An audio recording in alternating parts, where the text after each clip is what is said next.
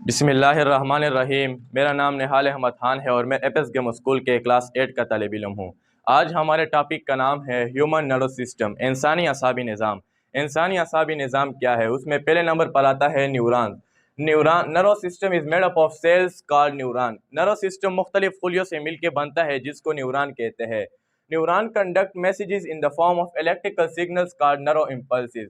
Neuron पैगामात को तरसील करता है बर के पैगाम की सूरत में जिसको नर्व इम्पल्सिस कहते हैं। कंपोजिशन ऑफ न्यूरॉन, न्यूरॉन की बनावट।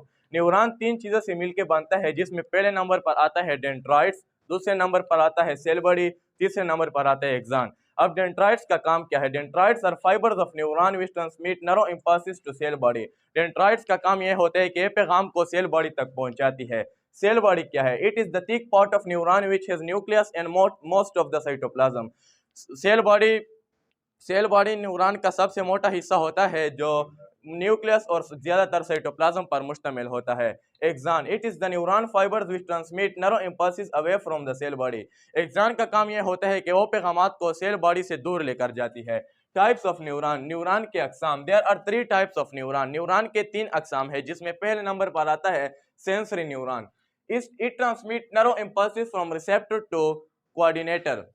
नर्व सेंसरी न्यूरॉन का काम यह होता है कि ये नर्व इम्पल्सिस को रिसेप्टर से कोऑर्डिनेटर तक पहुंचाती है। कोऑर्डिनेटर ब्रेन और स्पाइनल कार्ड पर मुश्तमिल होता है। दूसरे नंबर पर आता है motor neuron. It transmit nerve impulses from the CNS to effector. Motor neuron का काम यह होता है कि वो पैगामात को सेंट्रल नर्व सिस्टम से इफेक्टर तक पहुंचाते हैं। Interneuron, they transmit nerve impulses from sensory to the motor neuron. Interneuron का और कोई काम नहीं होते, ये सिर्फ मोटर न्यूरॉन और सेंसरी न्यूरॉन को आपस में जोड़े रखता है, एक पुल का काम करता है। वर्किंग, ये काम कैसे करता है? Different stimuli are detected by receptor organ. हमें मुख्तलिफ सूरत में स्टिमुलाई मिलता है हमारे बाहर के माहौल से बाय रिसेप्टर ऑर्गन, हमारे जो 5 हिस्से अज़ा है उसके ज़रिए से। मिसाल के तौर पर हमारा हाथ किसी गर्म चीज़ पर लग जाता है, तो जैसे ही हमारा हाथ किसी गर्म चीज़ पर लग जाता है हम अपने हाथ को जर्क कर लेते हैं। ये क्यों जर्क कर लेते हैं? क्योंकि हमें स्टिमुलाई मिल गया बाहर की तरफ से। किसकी सूरत में? गर्म चीज़ की सूरत में।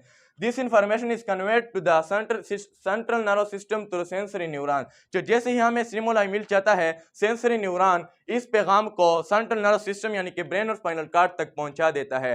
Through motor neuron, central nerve system order effector to act accordingly.